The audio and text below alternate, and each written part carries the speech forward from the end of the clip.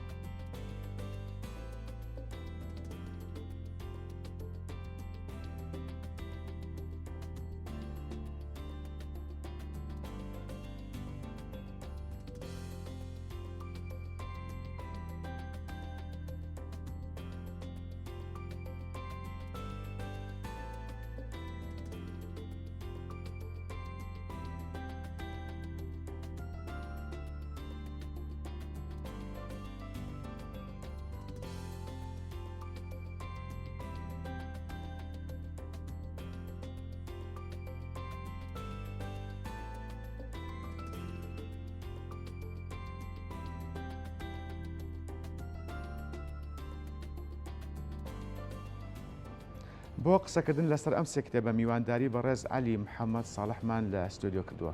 کاک عەلی سوپاس بۆم دەرفەتە. پێ خۆشحاڵ بووم. زۆر سوپاس سەرکەوتوو بن. کاک عەلی با سەرەتاوە لەوە دەست پێ بکەم.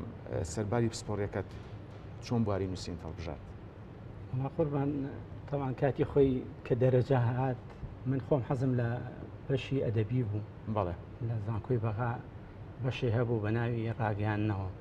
بەڵامی تر هەم یەکەم من زانستی بووم، دووەمیش بابەتی تریەویست لەبەرەوە من نەچوومەوە چوومە کۆلیژی ئەندازیاری. بەڵێ کاک عەلی لە ساڵی چەندەوە دەست بە نووسین کردووە؟ قوربان وەڵا وەکو بەعام لە هەفتاکانەوە لە 74وانەوە خەریکی خوێندنەوە و ئەمانە بووم، سپۆڕیم تۆزێ تیا وەرگرت، زیاتر لە 79 بەرهەمم شیعریم دەستی پێ کردووە.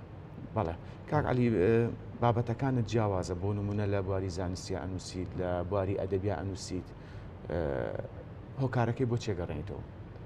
قوربان وەڵا خۆتەزانی کاتەی زروفێکی کە بوو ڕژێم نەتەتوانی هەنێ بابەت لە سەحافی عێراقیا بڵاوکەیتەوە، لەبەرەوە زۆر جار ئەوانەی کێم ئەمان نووسی ڕووی سەرجەریدە و مجلەکانی نەبوو. ئیتر لەبەر پسپۆڕێکەشم کە لە 83 کۆلیژم تەواو کرد، حەزم کرد لەو بوارەشا بنووسم، چکە بواری زانستی چکە خەڵکێکی کەم هەبوو لەو بابەتانە بنووسێ، لەبەرەوە لەگەڵ ئەدەبیاتەکە حەزم لە بوارە زانستیەکەش کرد. بەڵێ کاک عەلی کۆ بەرهەمی شیعرەکانت لە ساڵی چەندەوە دەستی پێ کردو و تا چەند کۆت کردوتەوە لە دووتوێ کتێبێکە؟ قوربان وەڵا لە 79 نهایەتی 79 من دەستم کردەوە شیعر نووسین.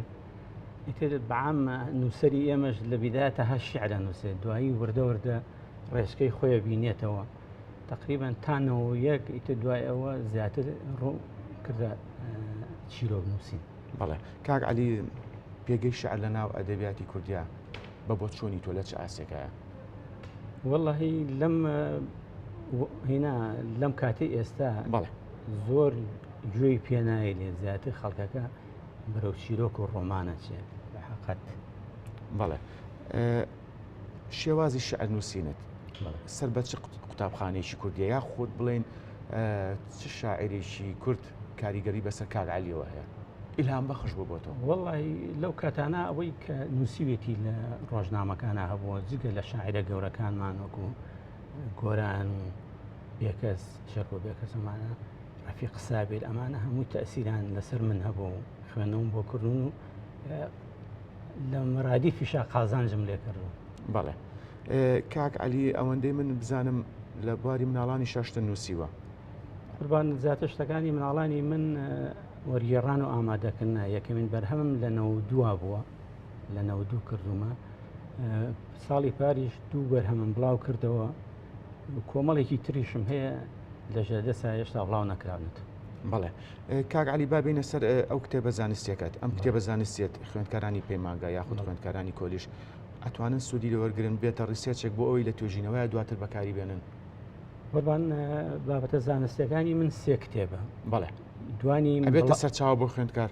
بەڵێ بە تایبەتی بیبلۆگرافیاکە بیبلۆگرافیا هاتووم ئەو بەرهەمە زانستیانم کۆ کردوێتەوە کە لە ڕۆژنامەکانی کوردیان نووسراوە لە کۆنەوە تاکو و 86 من ئیشم تیا کردووە یعنی هاتووم هەموویم کۆ کردوێتەوە ئەوە بابەتێکی چاکەگەل بەپی بیبلۆگرافیاکەی من خەڵکی بچێ بیدۆزێتەوە ئەگەر بتوانێت دەراسی لەسەر بکە یاخود ئیسپایی لێ بکە.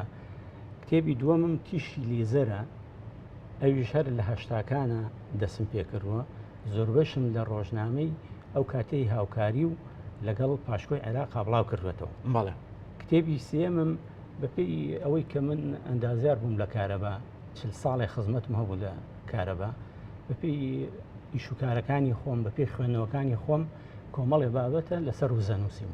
بەڵێ کاک علی ئەو بابەتانی کە لە کتێبی زانستەکە ئاماژەت پێەیە زیاتر سوودن لە چ سەرچاوەیەک وەرگرتووە؟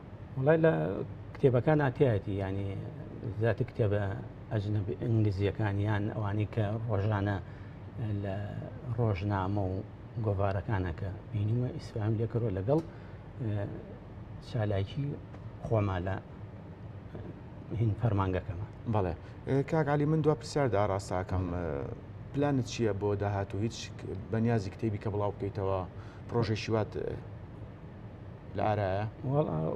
بۆ بەڕێستانم باس کرد چەند بابەتێکی چیرۆشی مناڵانم ئامادەیە بەڵامی ترەوە کە بوار هەبێ و توانا هەبێ چکە ئەمڕۆ کتێب کڕین و ئەمانە تۆزە زەحمەت بووە لەبەرەوە هەچیەکەی تۆ بە جوردی خۆت و ئەبێ بیبەخشیت خەڵکی خوێنەوادیش کەم بووەتەوە بۆ خوێندنەوەی کتێب. بەڵێ بەڕێز علی محەممەد خەرمان بەرەکەت هیوای سەکەوتن بۆ خوازیین سوپاس ڕاستەخۆ لەگەڵمانە بووین. زۆر سوپاسانەکەم.